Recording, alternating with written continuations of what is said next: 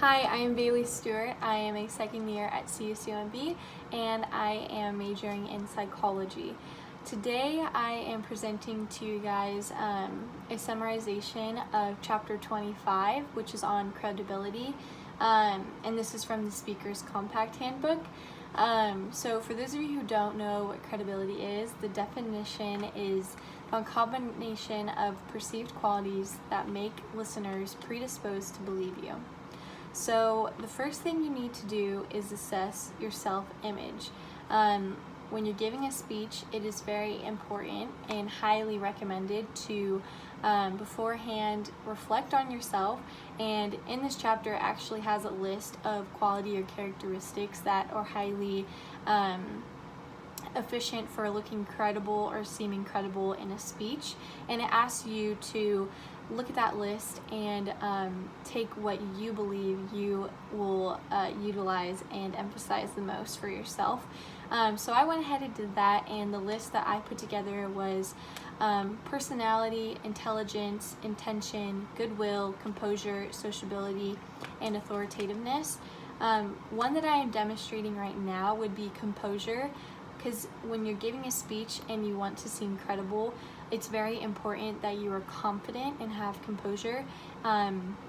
If you're shaking, if you seem unsure of yourself, or if your eyes are constantly glued to your notes, it gives the audience this perception of almost that you're misinformed and not a reliable source.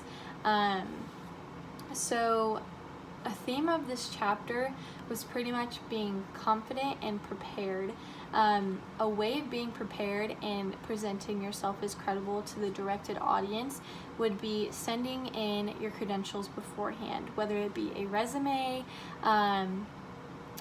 sources or people you interviewed, things like that, just to show that you are knowledgeable in the directed topic you are discussing or giving a speech on. And also you want to present those credentials throughout your speech. So in an appropriate manner to where you are not bragging or name dropping, because in society nowadays, name dropping or bragging is not seen as very professional or highly looked upon, and they almost just won't really care, and it won't be like the credible source that you would hoped it would be. So a way of doing it is just humbly bringing it up in a way that is applicable towards the topic that you are giving.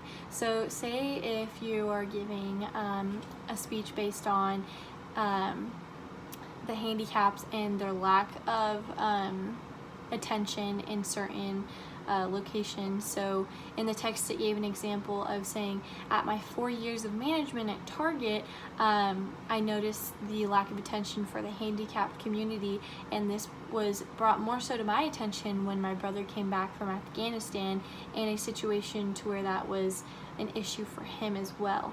So you want to make it personable and just pretty much relatable, but you still sneak in that 4 years of management and it applies towards the topic. So you also want to demonstrate your understanding of the text and also addressing their different opinions, different circumstances. Say if I was talking about a plant and I was like, so I'm aware that not every plant needs to be watered every day, because certain plants, if you water it every day, it will die, because that is not what it needs. But for this certain plant that I did research on, I know for a fact based on these resources that you do need to water it every day in order for it to survive. So hopefully you guys got a good summarization of what chapter 25 is and how to present credibility within your speeches, and I appreciate you guys listening and watching. Thank you.